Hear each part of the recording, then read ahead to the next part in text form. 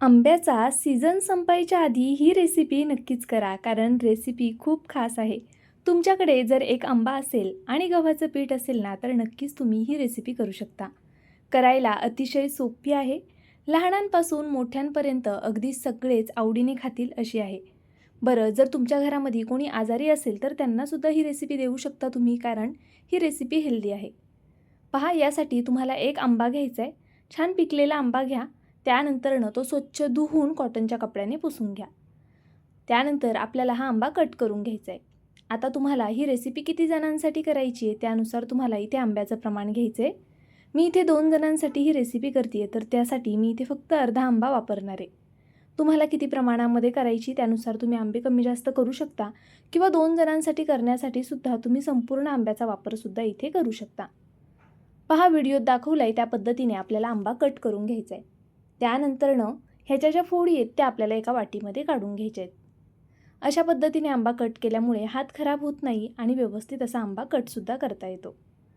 तर पहा, मी आता एका वाटीमध्ये ह्या संपूर्ण आंब्याच्या फोडी काढून घेते आहे.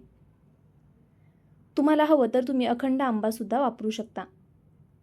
तर पाहू शकता तुम्ही, अशा पद्धतीने आपल्याला सुरीच्या मदतीने ह्या आंब्याच्या फोडी यामध्ये काढून घ्यायच्या आहेत. आता याचा वापर आपण थोड्या वेळाने करणार आहोत. त्यापूर्वी आपण पुढची तयारी करून घेऊया. रेसिपी करायला तशी खूप सोपी आहे आणि झटपट होणारीसुद्धा आहे. कमीत कमी साहित्यात तयार होणारी आहे.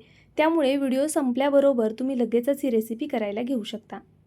पहा, यासाठी आपण इथे 1 वाटी गव्हाचं पीठ घेतलं आहे. तुम्ही गव्हाचं पीठ किती जणांसाठी करताय त्यानुसार घेऊ शकता. मी 2 जणांसाठी इथे 1 वाटी गव्हाच्या पिठाचा वापर केला आहे. आणि यानंतरनं आपण यामध्ये जे आपण मँगो कट करून ठेवले होते ना, ते घालून घेऊया. ज्या वाटीमध्ये मी आधी गव्हाचं पीठ घेतलेलं त्याच वाटीमध्ये मी इथे आंबा घालून घेतला आहे आणि हा असा मॅश करून घ्यायचा आहे. आता तुम्ही म्हणाल मिक्सरला फिरवलात तर चालेल का? तर नाही, मिक्सरला फिरवला तर याचा ज्यूस तयार होईल. आपल्याला यामध्ये थोड्या प्रमाणामध्ये तरी असे पल्स हवेत, त्यामुळे अशा पद्धतीने फक्त तुम्ही याला मॅश करून घ्या. म्हणजे यामध्ये थोड्या थोड्या आंब्याच्या फोडी राहतील लहान लहान, आणि मग त्या खायलासुद्धा छान लागतात. आता पहा, हा आंब्याचा पल्प मी यामध्ये घालून घेतला. त्यानंतरनं आपल्याला यामध्ये किसलेला गूळ ॲड करायचा आहे. तर इथे मी चॉकलेटी गुळाचा वापर केला आहे. तुम्ही जो पिवळसर गूळ येतो तो वापरलात तरी चालेल. जो गूळ तुमच्याकडे अवेलेबल असेल तो तुम्ही नक्कीच इथे वापरू शकता. तर पहा, मी इथे जवळपास अर्धी वाटी इतपत गूळ घेतलेला आहे. गुळाचं प्रमाणसुद्धा तुम्ही तुमच्या आवडीनुसार कमी जास्त करा. कोणत्याही गोडाच्या पदार्थामध्ये थोडं तरी मीठ घालावं म्हणून मी इथे अगदी चिमूटभर मीठ घातले. त्याचबरोबर 1 लहान चमचा वेलची पावडर घालून घेतली. सोबतच आपल्याला यामध्ये अगदी थोडासा चिमूटभर सोडा घालून घ्यायचा आहे. त्यानंतरनं हे सर्व जिन्नस छान असे एकजीव करून घ्यायचे. तुम्हाला हवं असल्यास तुम्ही यामध्ये थोडीशी जायफळ पावडर आणि सुंठ पावडरसुद्धा घालू शकता. हा गोडाचा पदार्थ करायला जितका सोपा आहे ना, खात्रीने सांगते तुम्ही कितीही प्रमाणात केलात तरी तो पटापट फस्त होणार आहे, कारण लहान मुलांना हा पदार्थ खूप जास्त आवडतो. यामध्ये आपण आंब्याचा वापर केला आहे, त्यामुळे याला एक कमालीची चव येते. पहा, यामध्ये मी सेम वाटीने 1 वाटी पाणी घातलं. ज्या वाटीने तुम्ही पीठ मोजून घ्याल ना, त्याच वाटीने तुम्हाला इथे पाणी मोजून घ्यायचं आहे, म्हणजे मग पाण्याचं जे प्रमाण आहे ते फसणार नाही. आता इथे पाहू शकता तुम्ही, आपण 1 वाटी पाणी घालून घेतलं होतं. हे मिश्रण सर्व छान असं एकजीव करून घ्यायचे. याच्या गाठी होणार नाहीत याची काळजी घ्यायची आहे.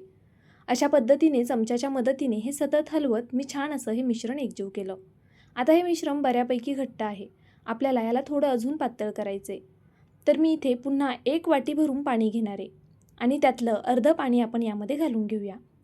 पाणी गरजेनुसार घालायचे, लागेल तसंच वापरायचे. इथे मी तुम्हाला अगदी प्रमाणामध्ये पाणी सांगणार आहे, पण तरीसुद्धा तुम्ही जेव्हा ही रेसिपी करताय तेव्हा पाणी थोडं थोडं करून घाला आणि त्यानंतरनं पाण्याचा अंदाज घ्या.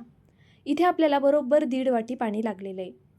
पहा, इथे मी 1 वाटी पीठ घेतलं होतं. गव्हाच्या पिठामध्ये आपण 1.5 वाटी पाणी घातलेलं आहे. तर त्या प्रमाणामध्येच तुम्हालासुद्धा पीठ आणि पाण्याचं प्रमाण ठरवायचे. पाहू शकता तुम्ही, बरोबर 1.5 वाटी आपण इथे पाणी वापरले आणि बॅटरसुद्धा छान असं तयार झालेलं आहे. आता यामध्ये मी 2 चमचे रवा घालून घेते आणि पुन्हा एकदा हे एकजीव करून फक्त 5 मिनिटासाठी साईडला ठेवून देते. रवा छान फुलावा यासाठी त्याला कमीत कमी 5 मिनिटं तरी दिली पाहिजे. तर पहा, मी इथे बारीक रव्याचा वापर केला आहे. जर तुमच्याकडे जाड रवा असेल तर तुम्ही मिक्सरला फिरवून वापरू शकता, किंवा मग असा बारीक रवा घालू शकता. पहा, हे बॅटर व्यवस्थित असं आपण मिक्स करून घेतलं. त्यानंतरनं 5 मिनिटासाठी साईडला ठेवूया आणि लगेचच पुढची तयारी करायला घेऊया. मुलांच्या शाळा चालू झाल्यानंतरनं सुद्धा तुम्ही ही रेसिपी त्यांच्या टिफिनमध्ये देऊ शकता, पण तेव्हा आंबा अवेलेबल नसणार आहे. जर तुम्हाला आंबा मिळाला नाही तर आंबा स्किप करून फक्त गूळ घालून सुद्धा तुम्ही ही रेसिपी करू शकता. खरं तर ती रेसिपी खूप पारंपरिक आणि जुनी आहे. बऱ्याचदा लहानपणीसुद्धा तुम्ही ही रेसिपी खाल्ली असेल. खूप वेगवेगळ्या पद्धतीने गूळ घालून गव्हाच्या पिठामधल्या रेसिपीज करता येतात. तर पहा, मी इथे पॅनवरती 1 चमचाभर तूप घातलेलं आहे. आपण ही रेसिपी हेल्दी करतोय त्यासाठी मी इथे तुपाचा वापर केला आहे. तुम्ही हवं तर तेलामध्ये सुद्धा ही रेसिपी करू शकता. एक एक करून अगदी या पद्धतीने याचे छोटे छोटे पॅनकेक करायचे आहेत.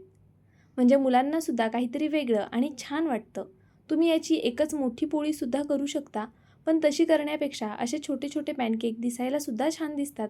त्याचबरोबर मुलांना थोडं ॲट्रॅक्टिव्ह वाटतं म्हणून मुलं आवडीने खातात. तर पहा, मी इथे अशा पद्धतीने छान छोटे छोटे पॅनकेक जितके पॅनवरती बसतील तितके घालून घेतले. वरतून झाकण ठेवूया. गॅसची फ्लेम मिडियम ठेवूया. मिडियम फ्लेमवरती याला अर्धा मिनटं फक्त होऊन देऊया. मध्ये मध्ये अशा पद्धतीने आपल्याला हा पॅन हलवत राहायचं आहे. म्हणजे गॅसची जी फ्लेम आहे ती एकाच ठिकाणी लागणार नाही आणि सगळीकडनं व्यवस्थित हे पॅनकेक भाजले जातील. तर पहा, इथे जवळपास अर्धा मिनटं झालेलं आहे आणि आता आपण झाकण काढूया. थोडा वेळ याला शांत होऊन द्यायचे. त्यानंतरनं एक अर्ध्या मिनिटांनी आपल्याला पुन्हा याला वरच्या साईडनी थोडंसं तूप लावायचे. पहा, वरची बाजू पूर्ण सुकल्यानंतरनंच याला वरतून थोडंसं तूप लावा. म्हणजे आपण जेव्हा हे पॅनकेक पलटी करू त्यावेळेस ते खालच्या साईडनी चिकटणार नाहीत. तर पाहू शकता तुम्ही, मी इथे संपूर्ण अशा पद्धतीने तूप लावून घेतले. तुपाऐवजी तुम्ही तेलाचा सुद्धा वापर इथे करू शकता. आता आपली ही पहिली बॅच आहे त्यामुळे सुरुवातीला फक्त पॅनकेक पलटताना थोडेसे तव्याला चिटकू शकतात, पण नंतरनं अजिबात पॅनकेक तव्याला चिटकत वगैरे नाही. तर पहा, अशा पद्धतीने आपल्याला अगदी अलगद हाताने हे पॅनकेक पलटी करून घ्यायचे. तुम्ही याचे पॅनकेक न करता जे आपण भजी करतो ना नेहमी गुलगुले, अगदी त्या पद्धतीने भजीसुद्धा करू शकता. तर पहा, इथे मी अशा पद्धतीने आता हे पॅनकेक पलटी करून घेतले.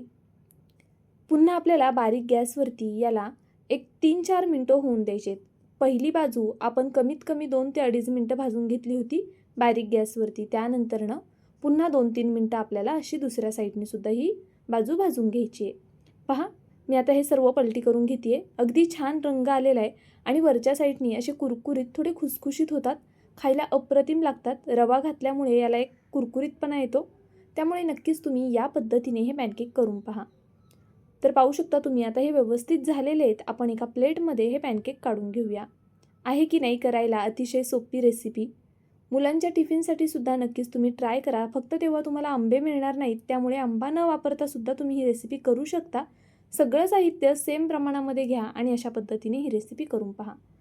तर पहा, आता आपल्याला नंतर पुन्हा थोडंसं तूप घालायचं आहे. यावरती बऱ्यापैकी पॅनवरती तूप आहे त्यामुळे मी आत्ता थोडं घातलं आहे. पुन्हा आपण अशाच पद्धतीने छोटे छोटे पॅनकेक टाकून घेऊया. तुम्हाला हवं तर तुम्ही याचा आकार थोडा लहान किंवा अजून मोठा असा करू शकता. तर मी एक एक करून अशाच पद्धतीने आता हे पॅनकेक घालून घेते आहे. गॅसची फ्लेम मीडियम आहे. हे पॅनकेक जेव्हा आपण तव्यावरती घालतोय तेव्हा गॅस मीडियम ठेवायचा. झाकण ठेवल्यानंतरनं गॅस बारीक करायचा. तर पहा, इथे मी अशा पद्धतीने जितके बसतील तितके पॅनकेक घालून घेतले आणि आता झाकण ठेवून हे होऊन देते. तोपर्यंत चला आपले तयार झालेले पॅनकेक पाहूया. पाहू शकता तुम्ही, दिसायला छान दिसतात पण खायला खरंच खूप कमाल लागतात. ह्याची जी वरची बाजू आहे ना ती थोडी कुरकुरीत झालेली अशी आणि आतमध्ये हे थोडे सॉफ्ट राहतात. तर पाहू शकता तुम्ही. व्हिडिओ जरी आवडला असेल तर प्लीज व्हिडिओला एक लाईक करा. नवीन असाल तर सबस्क्राईब करून घ्या आणि तुम्ही माझा व्हिडिओ कुठून पाहताय ते मला नक्कीच कमेंट करून कळवा. म्हणजे मलाही समजेल की माझा व्हिडिओ कुठपर्यंत पोहोचला आहे. बरं चला, जाता जाता नक्की व्हिडिओला लाईक करा, शेअर करा आणि सबस्क्राईब करायला विसरू नका. उद्या पुन्हा भेटूया अशाच एका छानशा रेसिपीसोबत. तोपर्यंत bye. Thank you so much for watching.